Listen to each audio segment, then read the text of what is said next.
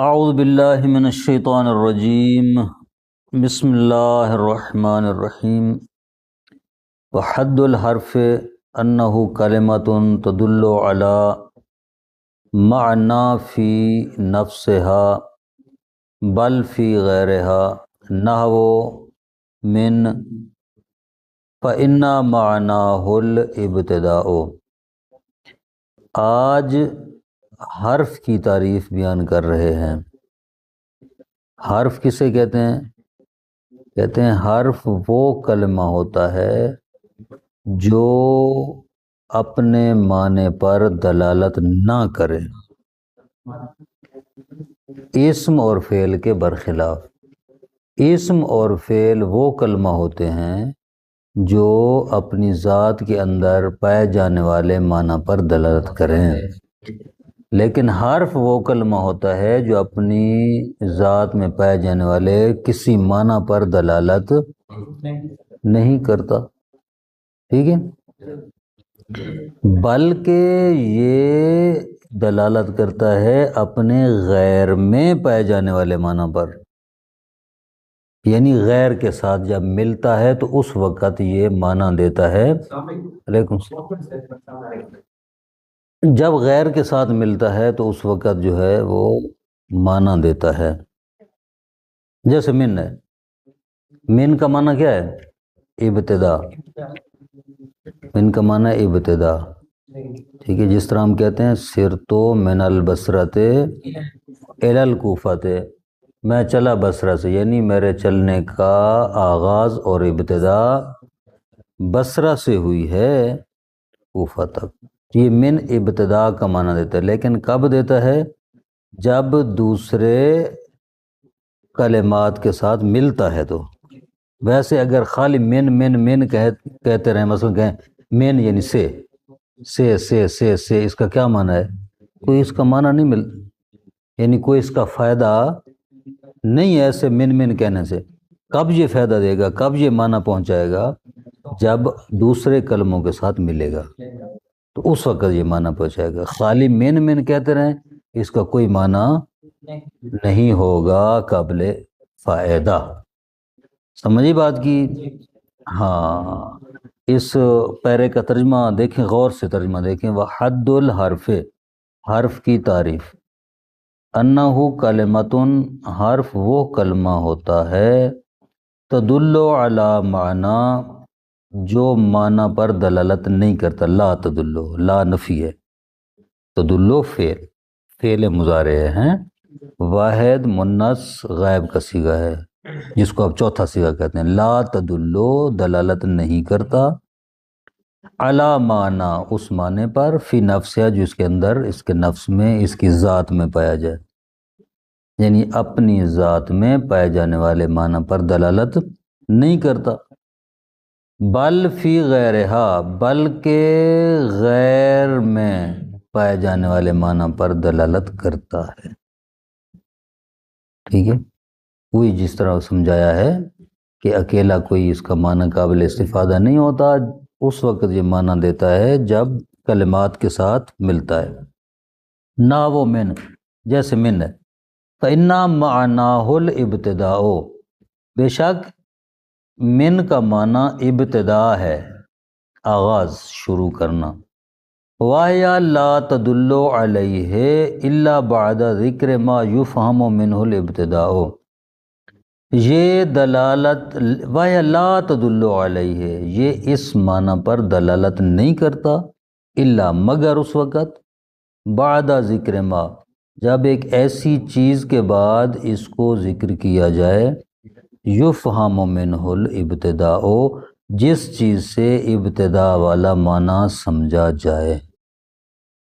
یہ کلمہ یعنی یہ من دلالت نہیں کرتا ابتدا والے معنی پر، مگر اس وقت جب ایک ایسی چیز کے بعد ذکر کیا جائے جس سے ابتدا والا معنی سمجھا جائے، جس طرح بصرہ ہے اور کوفہ ہے۔ کما تقول، جس طرح آپ کہتے ہیں سرت من البصرۃ الی الکوفۃ، میں چلا بصرہ سے کوفہ کی طرف۔ اب یہاں پر من آیا ہے، من اکیلا معنی نہیں دیتا تھا، جب کا لفظ سرتو اس کے ساتھ آیا ہے تو پھر اس نے معنی دینا شروع کیا ہے ابتدا والا معنی ہے۔ یہ کہا نا کہ ایسی چیز کے بعد آ جائے جس کے بعد جو ہے ابتدائیت والا معنی۔ اب سر تو چلا، کہاں سے چلا، اس میں ابتدائیت والا معنی موجود ہے، تو اس نے اس معنی کو واضح کیا ہے۔ بصرہ اور کوفہ جس طرح آگے اس کے آگے ہیں 2 کلمات، سمجھی بات کی، تو اس کا معنی بنا ہے۔ وعلامۃ اللہ یصح الاخبار عنہ ولا بہ وَأَلَّا يَقْبَلُ عَلَامَاتِ الْأَسْمَاءِ وَلَا عَلَامَاتِ الْأَفْعَالِ۔ آپ نے اسم اور فعل دونوں کی علامات پڑھی ہیں۔ اسم کی علامات کیا ہیں اور فعل کی علامات کیا ہیں، پڑھا تھا۔ اب کہہ رہے ہیں کہ حرف کی علامات کیا ہیں۔ کہتے ہیں حرف کی علامات یہ ہیں کہ حرف اخبار بہی بھی نہیں ہو سکتا، اخبار عنہ بھی، یعنی مخبر بہی بھی نہیں ہوتا، مخبر عنہ بھی، یعنی حرف وہ ہوتا ہے کہ اس کے بارے میں بھی خبر نہیں دی جا سکتی، اس کے ذریعے بھی، یعنی حرف مبتدا بھی نہیں واقع ہوتا، خبر بھی واقع نہیں ہوتا، فاعل مفعول وغیرہ بھی واقع نہیں ہوتا۔ ٹھیک ہو گیا۔ یہ دوسری اس کی علامت کیا ہے؟ دوسری علامت یہ ہے اس کی کہ افعال اور اسماء والی علامات کو قبول نہیں کرتا۔ اسم کی علامت کیا تھی؟ مثلاً ایک علامت تھی اسم پر تنوین آتی ہے، حرف پر نہیں آتی۔ اسم پر الف لام تعریف آتے حرف پر، فعل کے اوپر قد داخل ہوتے حرف پر، فعل پر سین داخل ہوتا ہے، صوفہ داخل ہوتا ہے حرف پر۔ ہاں، اسم اور فعل والی جو علامات ہیں وہ اس میں نہیں پائی جاتی، ان علامات کو یہ قبول نہیں کرتا۔ آگے سمجھ؟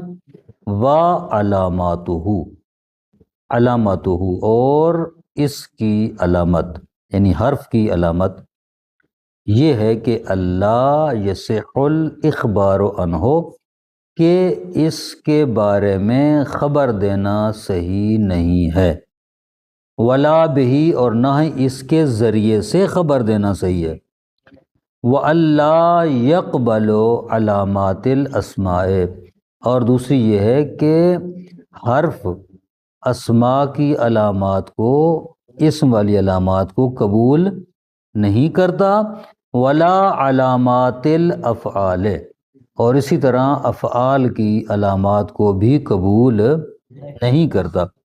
وَلِلْحَرْفِ فِي كَلَامِ الْعَرَبِ فَوَائِدُ كَثِيرَةٌ، حرف کے لیے عربی کلام میں بہت سارے فوائد ہیں، کثیرہ یعنی زیادہ، حرف کے عربی زبان میں بہت سے فوائد ہیں۔ پہلا فائدہ کَالرَّبْطِ بین الاسمین، پہلا فائدہ یہ کہ یہ دو اسموں کے درمیان رابطہ قائم کرتا ہے، نحو جیسے زید فی الدار، یہاں زید اور الدار 2 اسم ہیں، ان کے درمیان میں آیا ہے۔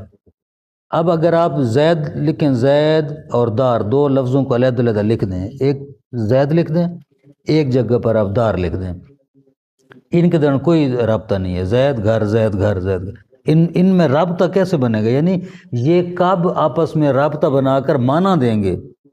فائدہ مند جملہ ہوگا جب ان کے درمیان میں فی آئے گا، زید فی الدار، زید گھر میں ہے، اب اس کا معنی بن گیا ہے۔ لیکن زید دار اب لکھتے ہیں زید گھر تو کوئی اس کا معنی نہیں ہے، کوئی جملہ فائدہ مند نہیں ہوگا۔ ان کے درمیان میں جب فی آئے گا تو پھر ان ایک فائدہ مند معنی دے گا، تو لہذا اس فی نے آ کر ان دونوں اسموں کے درمیان رابطہ قائم کر دیا ہے، زید فی الدار یعنی زید گھر میں ہے۔ او فعلین، دوسرا فائدہ یا 2 فعلوں کے درمیان یہ رابطہ قائم کرتا ہے، زید ان تضرب اضرب، ہاں تو جو 2 فعل ہے، ایک فعل ہے تضرب، دوسرے اضرب۔ تضرب یعنی تو مارتا ہے یا مارے گا، اضرب میں مارتا ہوں یا ماروں گا۔ اب یہاں پر دو فعل لکھ دیں، ایک تضرب لکھ دیں، ایک اضرب لکھ دیں، کہنے تو مارے گا میں ماروں گا، تو مارے گا میں ماروں گا، تو کیا مطلب ہے؟ اس میں کوئی رابطہ ہوا ہے؟ ایسے خام خواہ بندہ بات کر رہا ہے، یہ بے ربطی بات کر رہا ہے۔ جب کلمہ ان شرطیہ جس میں ہے وہ لگائیں گے تو پھر اس کا معنی بنے گا ان تضرب اضرب، اگر تو مارے گا تو میں ماروں گا۔ ان نے آ کر اس کو ایک فائدہ مند معنی میں تبدیل کر دیا ہے، تو لہذا دو فعلوں کے درمیان ان نے رابطہ قائم کر دیا ہے۔ اگر تو مارے، ان تضرب، اگر تو مارے گا اضرب، میں ماروں گا، سمجھے؟ او اسمن و فعلن، یا یہ حرف رابطہ قائم کرنے کے لیے آتا ہے اسم اور فعل کے درمیان، ایک اسم اور ایک فعل کے درمیان۔ مثلا کا جیسے ضربتو بالخشبت، ضربتو میں نے مارا، خشبت لکڑی کے ساتھ، سوٹی کے ساتھ۔ یہاں دو لفظ ہیں، ضربتو فعل، الخشبہ اسم۔ اب کوئی کہے ضربتو خشبہ، ضربتو خشبہ، میں نے مارا لکڑی، میں نے مارا لکڑی، کوئی فائدہ مند مانا نہیں، بے ربطی گفتگو ہے نا۔ یہ جب با لگے گی نا خشبہ کے ساتھ، یہ اسم اور فعل میں رابطہ بنا دے گی، پھر مانا ہوگا ضربتو بالخشبت، میں نے مارا سوٹی کے ساتھ۔ اب رابطہ بن گیا، کلام ایک مفید معنی دے رہی ہے، ٹھیک ہے۔ او جملہ تین، یا یہ رابطہ قائم کرنے کے لیے آتا ہے دو جملوں کے درمیان۔ کیسے؟ دو جملے نحو جیسے ان جاءنی زید فاکرم ہو، یہ دو جملے ہیں، جاءنی زید ایک جملہ ہے، میرے پاس آیا زید، دوسرا جملہ ہے اکرم ہو، اکرم ہو میں اس کی عزت کرتا ہوں، دو گالیاں، دو جملے تھی، دو جملے، جاءنی زید میرے پاس زید آیا، میں اس کی عزت کرتا ہوں، دو علیحدہ علیحدہ جملے ہیں، دونوں کا علیحدہ علیحدہ معنی ہے، آپس میں کوئی رابط نہیں ہے۔ اب جب آپ لگائیں گے حرف کو، ان کو، تو پھر ان میں آپ دو جملوں کا رابطہ بن جائے گا۔ کہیں گے ان جاءنی زیدن، اگر میرے پاس زید آئے گا تو میں اس کی عزت کروں گا۔ اب دو جملوں کے درمیان پہلے کوئی رابطہ نہیں تھا، وہ علیحدہ جملہ علیحدہ جملہ، ان نے آ کر دونوں کا آپس میں جوڑ دیا ہے اور ایک مفید معنی پیدا ہو گیا ہے۔ وغیر ذالک من الفوائد التی سیاتی تعریفها فی القسم الثالث، اس کے علاوہ بھی اور فوائد ہیں جن کی تعریف عنقریب اسی کتاب میں آئے گی، تیسری قسم انشاءاللہ تعالی۔ وَيُسَمَّى حَرْفًا لِوُقُوعِهِ فِي الْكَلَامِ حَرْفًا اعترافًا، اس کو حرف کہتے ہیں، اس لیے حرف کو حرف کہا جاتا ہے کیونکہ یہ کلام میں ایک طرف پر واقع ہوتا ہے، ایک سائڈ پر واقع ہوتا ہے، پہلے ہوتا ہے یا بعد میں ہوتا ہے۔ لِأَنَّهُ لَيْسَ بِمَقْصُودٍ بِالذَّاتِ، کیوں ایک طرف پر کیوں ہوتا ہے؟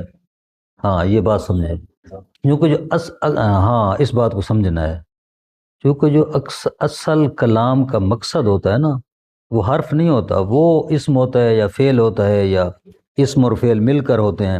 اصل کلام کا مقصد وہ ہوتا ہے، یہ اس مقصد کو واضح کرنے کے لیے آتا ہے۔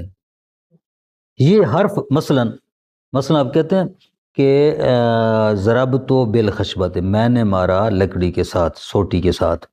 اچھا ضربتو فعل، خشبہ اس میں، یہ با اگر علیحدہ لے آئے تو یہ با کہنے والا اس با کو نہیں بیان کر رہا، با کا مقصد نہیں بیان کر رہا، کہنے والا ضربتو اور خشبہ کا مقصد بیان کر رہا ہے، اصل وہ کہنا چاہ رہا ہے، ٹھیک ہے۔ با نے آ کر ان دونوں کا آپس میں رابطہ دیا ہے، واضح بات۔ کہتے ہیں لِأَنَّهُ لَيْسَ بِمَقْصُودٍ بِالذَّاتِ، کیونکہ یہ جو حرف ہوتا ہے یہ کلام میں مقصد نہیں ہوتا، اصل ہدف حرف نہیں ہوتا، ٹھیک ہے، بلکہ وہ دوسرے اسم اور فعل ہوتے ہیں، مثل المسند مسند الیہ، مسند اور مسند الیہ کی طرف، یعنی اصل ہدف جو ہے کلام مسند اور مسند الیہ ہوتے ہیں، حرف نہیں ہوتا، یہ فقط ان کو آپس میں جوڑنے کے لیے اور رابطہ قائم کرنے کے لیے آتا ہے۔ وصلی اللہ علی محمد وآلہ وسلم۔